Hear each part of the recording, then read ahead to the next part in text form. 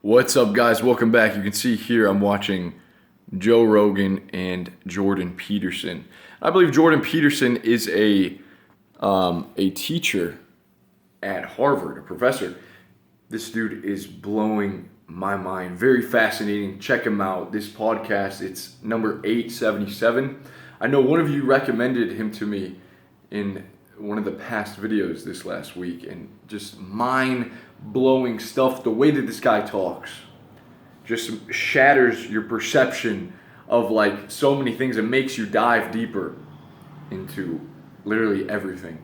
So one of the things that really stood out to me is when he's talking about religious text and how the world that we're in now has moved away from these stories, such stories from the Bible or the Quran. And I was brought up as a Christian. I remember a lot of these stories so fondly. And I think my love for reading a lot of fantasy books kind of stemmed from that. Like right here, this is a huge text, but Words of Radiance. And like I said before, one of my favorite books of all time is The Name of the Wind by Patrick Rothfuss.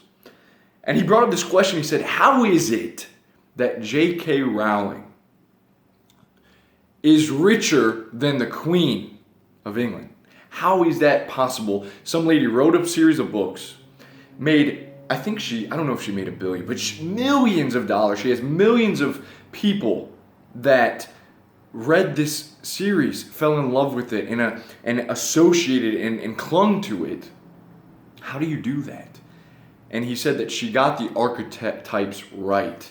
You guys probably heard Elliot Hulse a long time. This stuff is so like cool to me right now. Warrior, king, warrior, magician, lover. The archetypes, the masculine archetypes.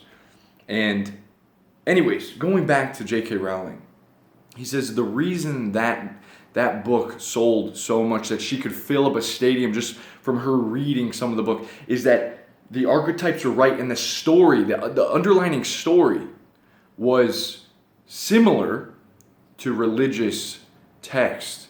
See, we've moved on so far from a lot of us are agnostic these days, or just straight up atheists. And we just get away from any kind of storytelling. But many of us were brought up as Christian, Muslim, maybe something else. And those stories were a part of our lives. But as the world moves on and progresses, and we have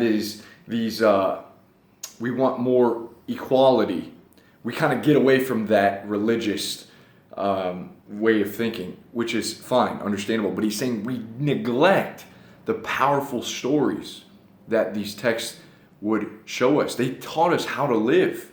They showed us Jesus or Muhammad wasn't just this one perfect man. No, he was 100 man. He was like the meta male, the perfect meta of hundreds of different men, how we should live as a man, showing us this guidance in life. And in Harry Potter, it kind of shows this story of a young man and his struggles. I haven't read Harry Potter, but The Name of the Wind is supposedly a grown-up version of Harry Potter, and it shows a man that goes down into the depths of like hell, very low suffering, and he comes up and he makes his way in life, and he discovers his passion and his fire. And he's saying that book, Harry Potter, got that right. And it showed people how to, like almost a path of life, how to live. And we want that back in our lives. Very, very cool stuff. You're going to have to check this out. I don't know if I'm making any sense to you, but I just want to share kind of the thoughts that are going on in my head. He goes on to say, though, some of the most important things in life is that he said, I know how to live a good life. And you live a good life. I'll read you some of my notes I was taking right here. He said, the most important thing in life is paying attention and speaking the truth. The antidote to suffering is truth. The truth is the antidote, all right? He says, the truth lets you put reality behind you. You get all this shit behind you. You see the truth. That way you can face what's coming, the reality that's coming at you. He said, when people get bitter and they get hateful and resentful for life because it is suffering, we realize life is suffering. Now we want to end it. We get so fucking bitter with all the other humans. You've probably seen a lot of the trolls and the hate on YouTube, even on this channel. And people are so mean and hateful. And it's because they've allowed their hearts to become bitter. They have no direction in life. They're just weighed down by all the negative aspects of life. So they get hateful, and they almost like, at a point, he says, when you get that hateful, then you want to kill. You want to have genocide, right? The killing of a mass amount of people.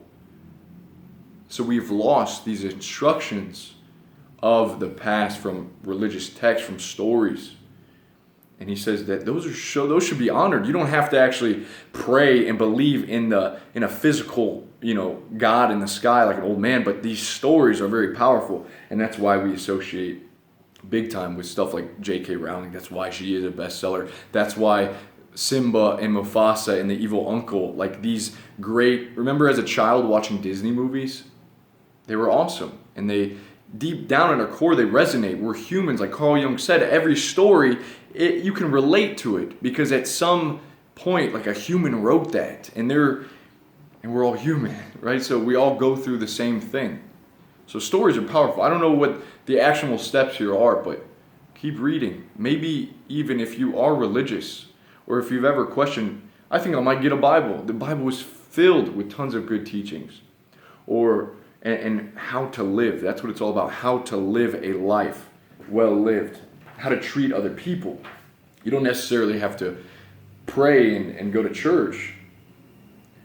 But I think that's what a lot of us are missing, is that tribe that you get from religion, that fellowship and brotherhood. And that's why a lot of people cling to maybe a yoga group, right? The yoga girls. I know my girlfriend's in yoga right now. You can tell she's not really involved in her church.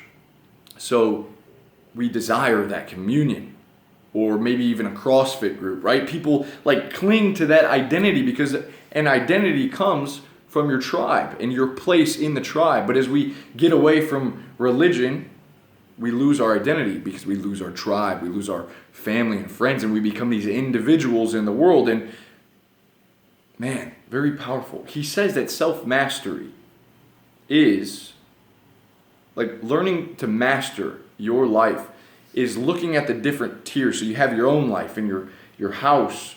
And he says, do what you can do now. Fix up what you can fix up. He said that's one of the most important things. So if your room's dirty, clean your room. And then maybe you can fix the street. Then maybe you can fix the community. And then you can fix the city and then the world. And it's like when we find out that we have control over these different tiers, these different levels, then that's a sense of mastery. But if you go through your life and you look at your past of, fuck, I messed up here, I have no control over here, I have a little control of here, of my situation, my finances, this, my relationships. He's like, when you feel like you can juggle all of those, that's a sense of mastery. But a lot of times we look at our past and see where we fucked up and we really associate with it. But guys, you're not your past. We talked about that a lot. And so learning, he says, write that shit down. Go dig deep into your past where you fucked up and realize that's behind you, so that you can now take the resources and the energy that you have now to move forward into the future where you want to be.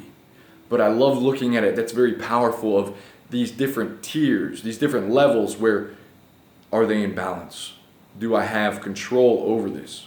Because if you can't begin to fix up, or if you feel like you have no control, that's when the bitterness and the resentment kicks in. When you let too many things slip, and then it all builds up and covers you like a big pile of shit on your head. So just some of my thoughts going on from watching this. Again, episode 877. This guy's a brilliant speaker, just a brilliant man. Go check him out. I love you guys. I'll see you soon. Peace.